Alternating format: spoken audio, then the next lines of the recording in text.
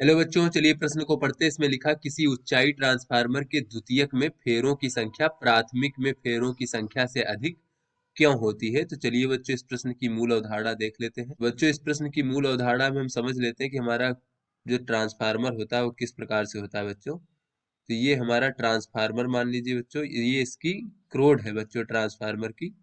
तो बच्चों इसमें दो कुंडलियां होती है, एक तो प्राथमिक कुंडली होती है इस प्रकार से, और क्रोड के दूसरी विपरीत भुजा में बच्चों इस प्रकार से एक दूसरी कुंडली होती है जिसे हम द्वितीयक कुंडली कहते हैं बच्चों। तो प्राथमिक कुंडली हो गई, ये हमारी द्वितीयक कुंडली हो गई बच्चों। यहाँ पर ये लिख लेते हैं बच्चों द्वितीयक कुंडली, द्वितीयक कुंडली। तो बच्चों प्राथमिक कुंडली में फेरों की संख्या हम एनपी मान लेते हैं और द्वितीयक कुंडली में फेरों की संख्या को हम एनएस मान लेते हैं।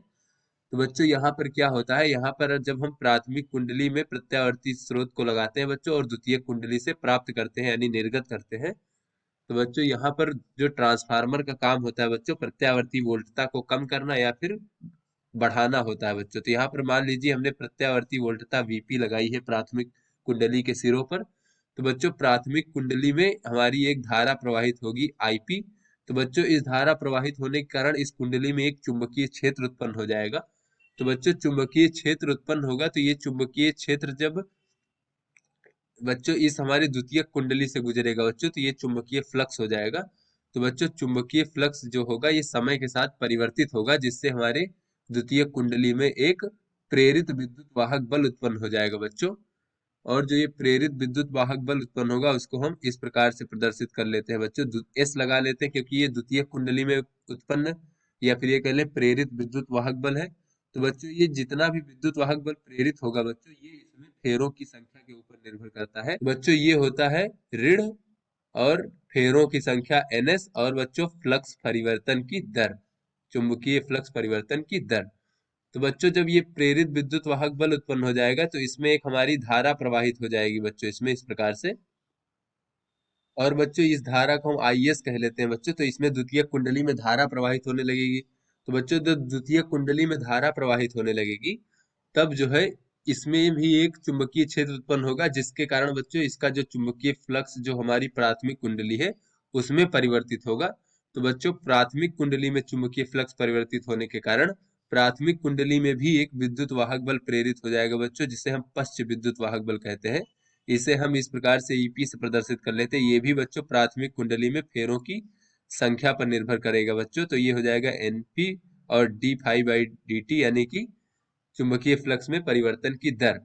तो बच्चों यहाँ पर हम ये मान लेते हैं कि जो द्वितीय कुंडली है बच्चों इसमें से बहुत कम धारा, द्वितीय कुंडली हमारी खुली हुई है, इसमें बहुत कम धारा ली जा रही है।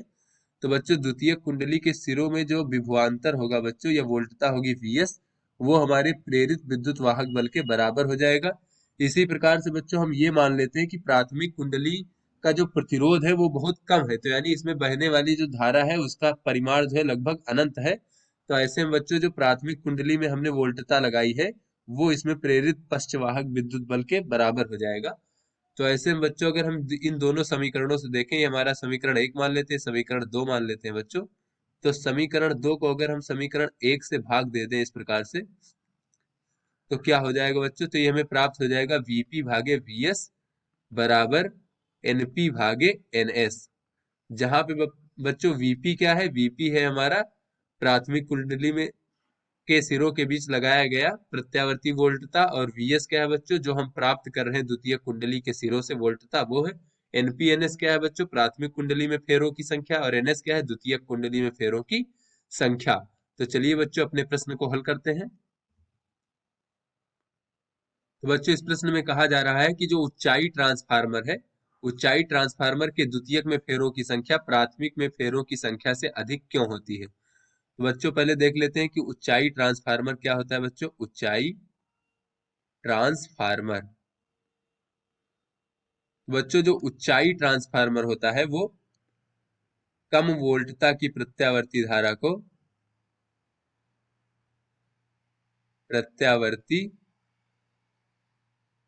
धारा को अधिक वोल्टता में परिवर्तित कर देता है, अधिक वोल्टता में परिवर्तित कर देता है। तो बच्चों जैसा कि हमें पता है कि हम द्वितीयक कुंडली से वोल्टता को प्राप्त करते हैं और प्राथमिक कुंडली से देते हैं बच्चों, तो प्राथमिक कुंडली में जो हम दे रहे हैं वो कम होगा और द्वितीयक कुंडली में जो हम प्राप्त करेंगे वो वोल्टता अधिक होगी। अर्थात बच्चों वीपी कम होगा वीएस से। तो यहाँ पे बच्चों देखें तो वीपी भागे वीएस का मान जो हो जाएगा वो 1 से छोटा हो जाएगा। तो बच्चों मूल अवधारणा में हम यहाँ से देखें तो वीपी भागे वीएस जो है वो बराबर होता है एनपी भागे एनएस के। तो यहाँ पे हम कह सकते हैं बच्चों एनपी भागे एनएस छोटा होगा 1 से, अर्थात बच्चों हम कह सकते हैं कि एनपी कम होगा एनएस से। प्राथमिक कुंडली में फेरों की संख्या कम होगी द्वितीयक कुंडली से, या फिर ये भी कह सकते हैं कि द्वितीयक कुंडली में फेरों की संख्या जो है वो प्राथमिक कुंडली में फेरों की संख्या से अधिक होगी। तो बच्चों आशा करते हैं ये आपको समझ में आ गया होगा। धन्यवाद।